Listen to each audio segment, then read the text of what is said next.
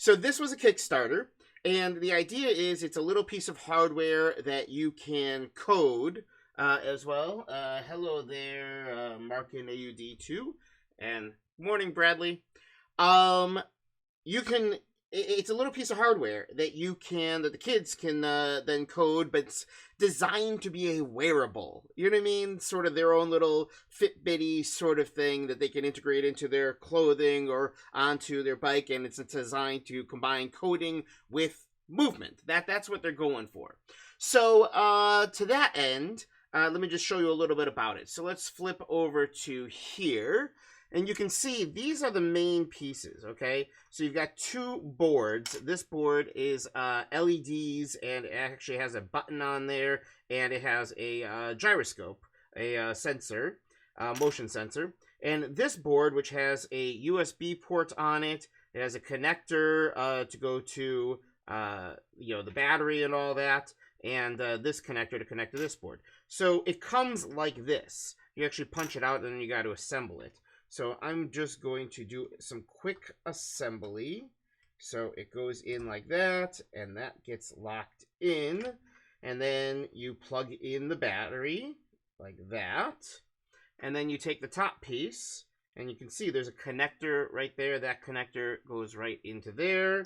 And so we will connect that in, and if all goes well, it lights up. Now you can see there's a whole bunch of LEDs there, and it is really pretty bright, which is kind of cool. Then you pop the top on to make it just a little bit more kid durable, and you close it by putting that little piece of plastic over there. Now it has 3 modes, okay? The first mode is just standard, it's all presets. So it's basically designed so that if you were to, let's say, spin in place X number of times, you would get to be rewarded by seeing it, blink as a rainbow or something like that. So, for example, if you run a whole bunch of times, and I'm going to try and simulate running by kind of just bouncing it up and down and stuff like that. If you run for long enough, it should give me some sort of reaction. I think it needs to be at least 30 seconds or so. So, or maybe I just didn't actually have it all the way turned on yet. So if you were to do different things like a swirl or a turn for X amount of time, you'd get rewarded with some sort of a reaction from it. The longer you move, supposedly, the more impressive the reaction, and there's also certain things you can unlock and so on. If you go into a different mode, one of these modes is supposed to be like a bright white bike mode, or a blinking red mode for the back of your bike and something. And then there's a third mode, which is the one that you can program. So what I'm going to do is right now, I am going to, let me actually just flip over to the browser for just a second. This is what happens when you first launch the actual program itself.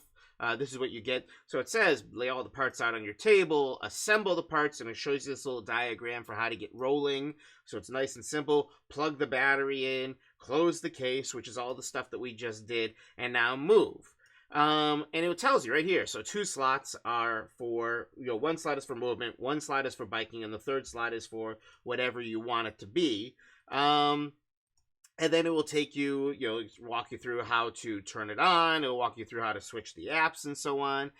It'll walk you through how to turn it off, which just hold down for 3 seconds and it fades out. And then you just push it back in and it fades back in. And then it talks about coding. Now, coding is pretty much your traditional block coding. So I'm going to go ahead and pop this back open again. And let me switch over to this. And you can see, you don't even have to take the whole thing apart to plug it in. So I am going to plug in my USB cable, which I never get right the first time. There we go. So now that it is plugged in, what I should be able to do is I should be able to code on here and be able to make it do different things. So let's take a look at some of the simple things that you can do with the coding, all right? So you want to start off with just the start and loop, and that basically just says, all right, so when you plug it in and you start it up, what do you want to do?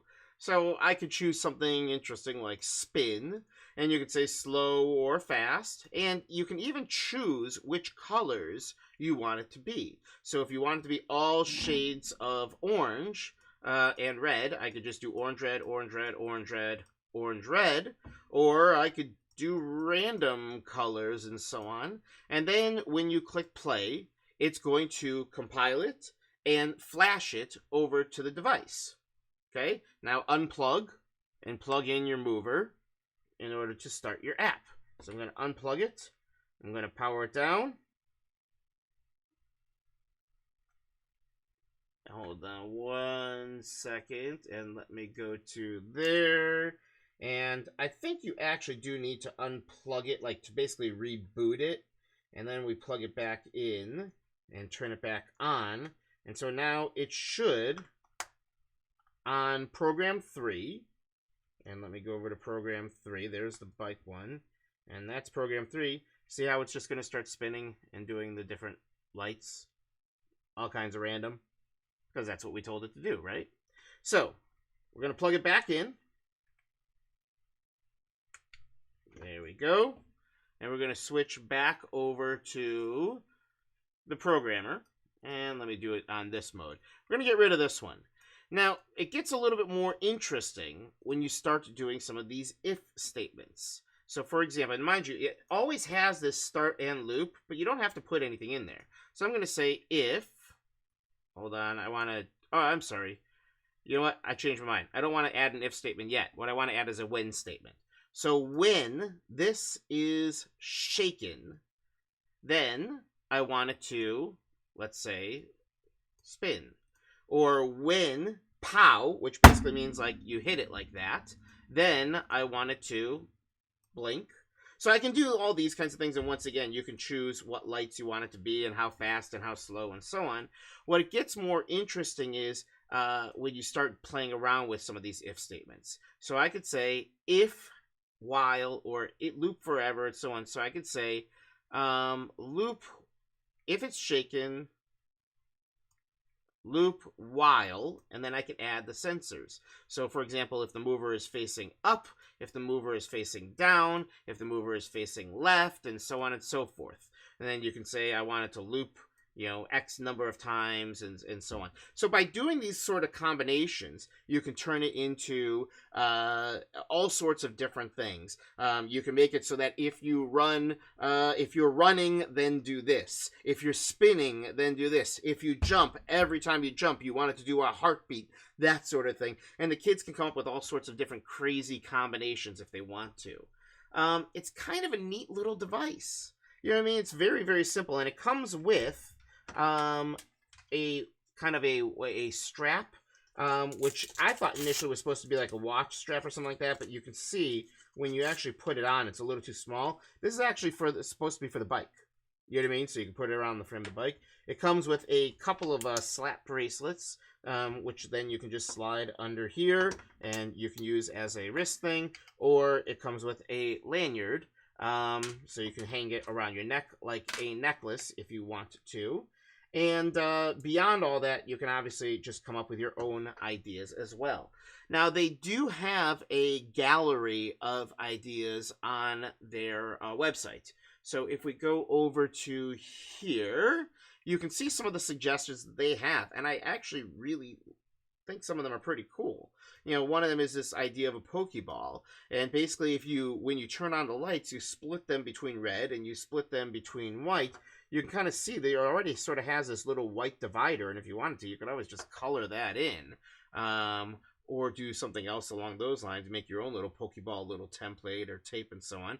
And it basically says, when pow, then blink the lights crazy or something like that. That's to simulate if that you've just caught a Pokeball. Otherwise, start and loop, just set your lights to 3 red, 3 white, and hold it there.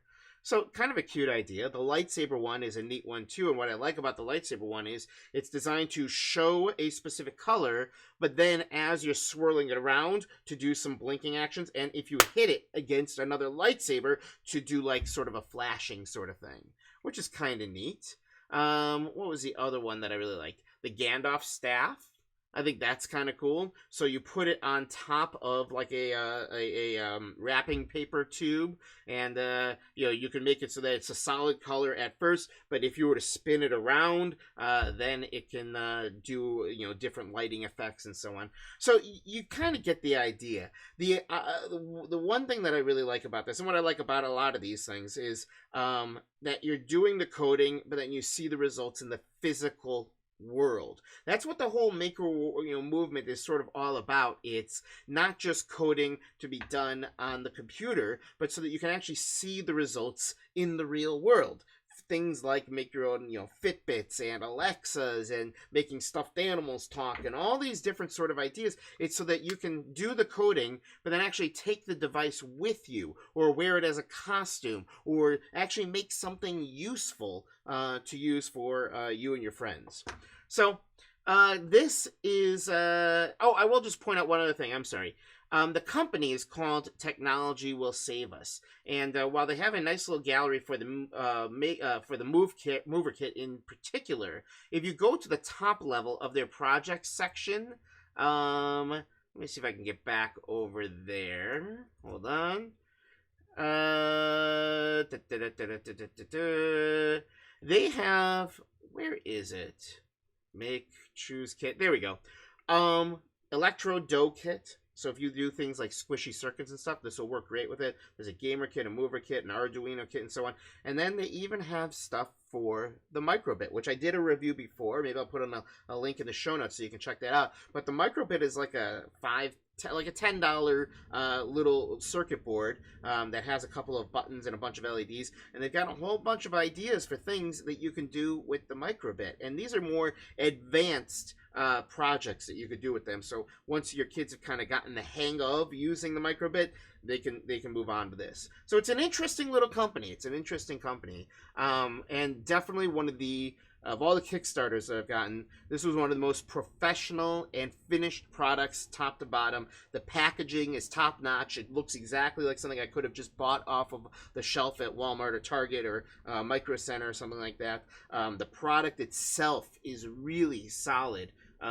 You can see, I mean, it's obviously been really well produced. The rubber is good, the plastic is good, the circuit boards fit together right the first time, no problems whatsoever. The software is very clean and polished. I was able to get it programmed successfully right on the first get-go. My kids were able to understand it really, really quickly, and the stuff that they actually included is all kind of useful, and it kind of gives you some inspiration for how to use it in different ways. So highly recommend the mover kit if you're looking for another sort of physical kit. I think this is actually a pretty decent one.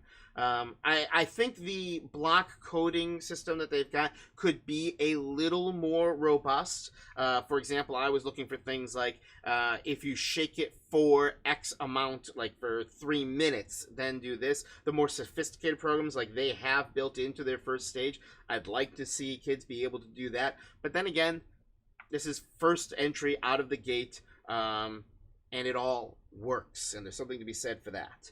So that's Mover Kit. I'm pretty impressed with it. I can recommend this one, and if you want to take a look at it, I'm going to have all the show notes. I mean, this video is going to get archived over on Teach42.com, so you can rewatch it there, and I'll have links to Mover Kit itself, and along with some of the other extras that can go along with it, the Kickstarter, the microbit, and all the other rest. So hope you enjoyed it. If you have any questions, throw them into the Facebook chat or throw them onto the blog once the blog post gets pushed out, which will probably be later on today or tomorrow. And if you have any other suggestions for things that you'd like to see reviewed or you think should be shared with other people, please let me know, and I'll get them into the queue.